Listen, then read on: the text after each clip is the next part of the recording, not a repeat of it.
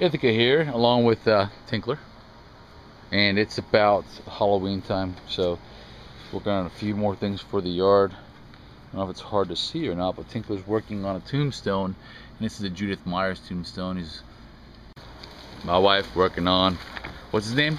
The janitor? Colin. Colin, the janitor? Pedophile. The pedophile guy. There's his head and his hands. Tinkler just got the shape of the tombstone. Want to show that real quick? There we go. And I'm working on the knife. Right now I'm going through the blackening phase. Did the silver and then doing the blackening so the damage sticks out, and then I'll go back through and do all the blood splatter and stuff. Okay, so here we go. The blade itself, both sides have been done. This is what it looks like blackened. It gives a really good, you can see, it makes all the details really stand out, all the damage is done to it and stuff. Gives it really dark spots, dark points, high points, low points.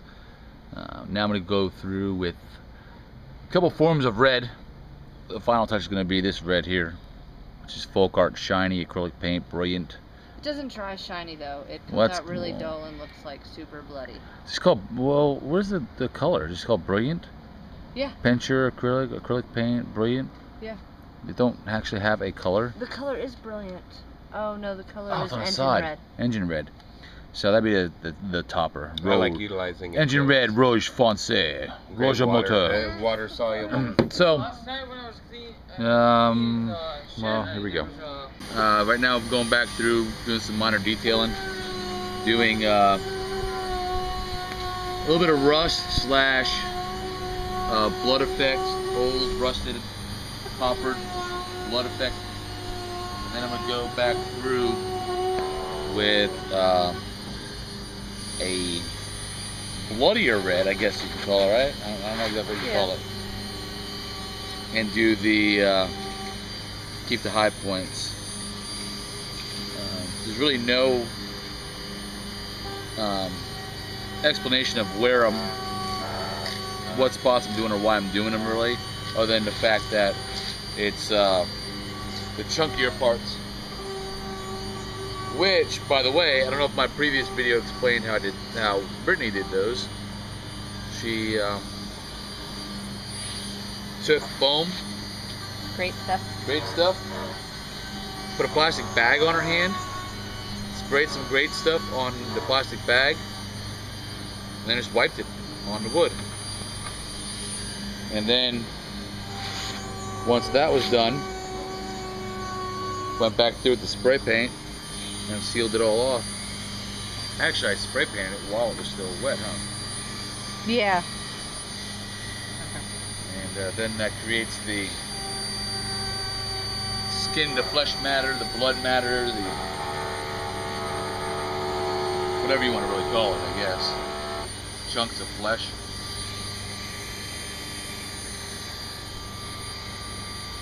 Now you can come back through these reds and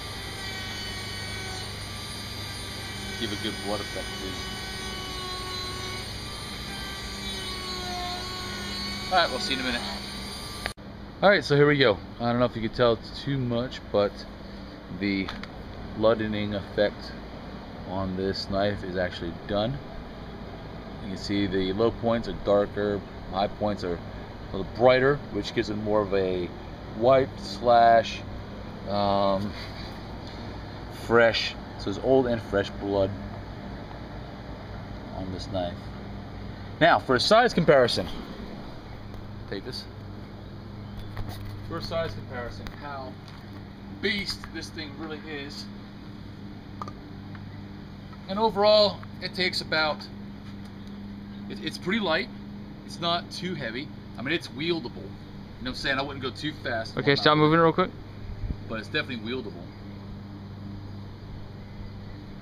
But I would suggest like I wouldn't use it like they do in the movie because it is wood, and the guy actually drags this thing.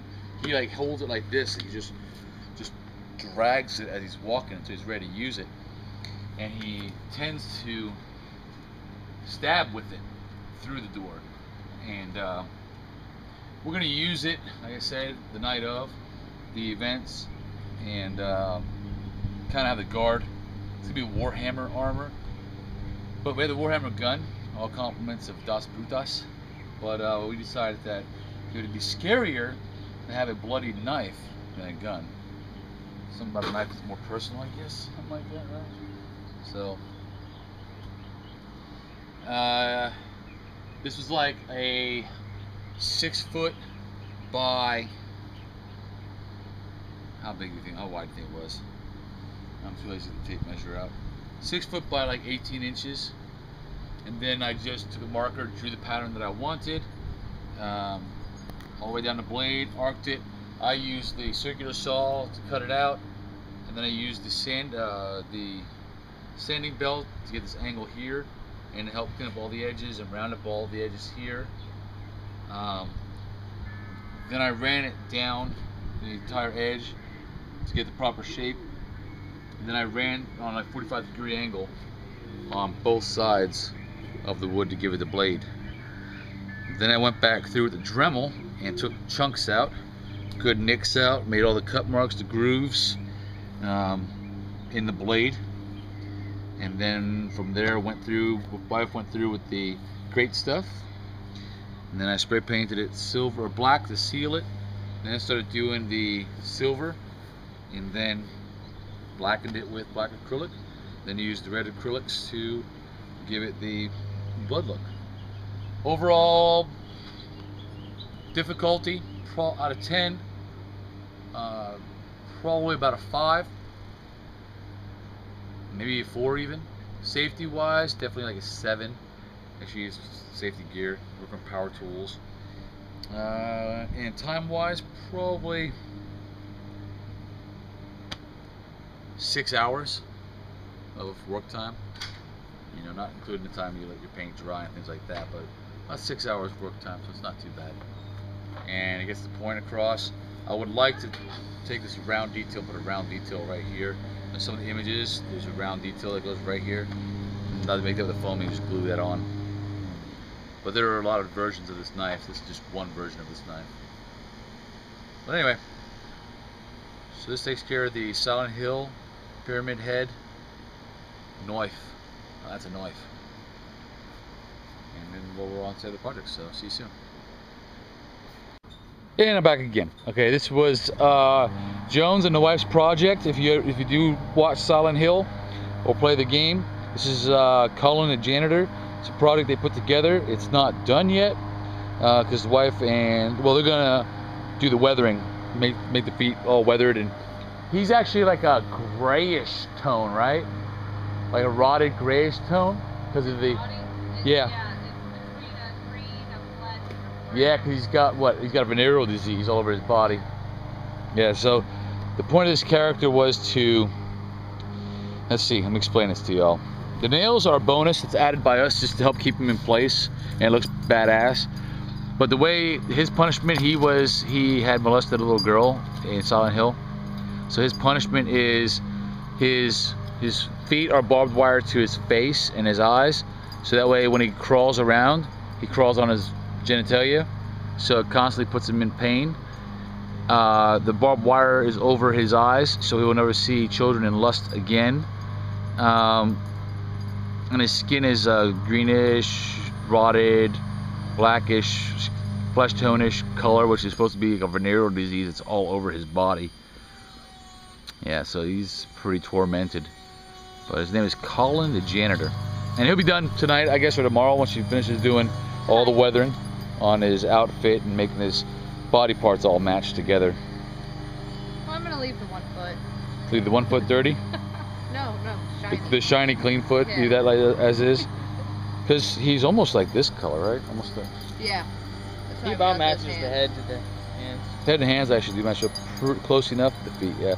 So anyway, just call him the janitor. And the clothed version. The pedophile. He's a pedophile.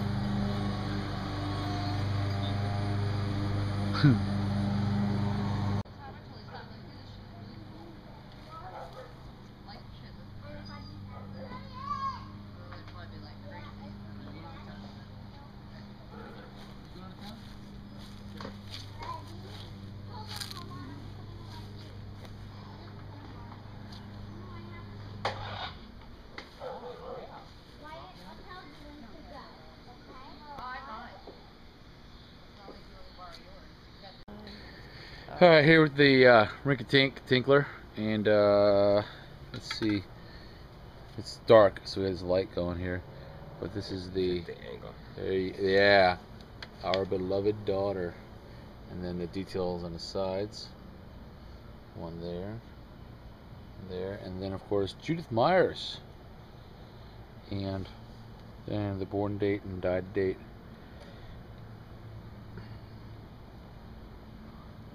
All carved in to said wood and painted like stone, but he's going to darken it.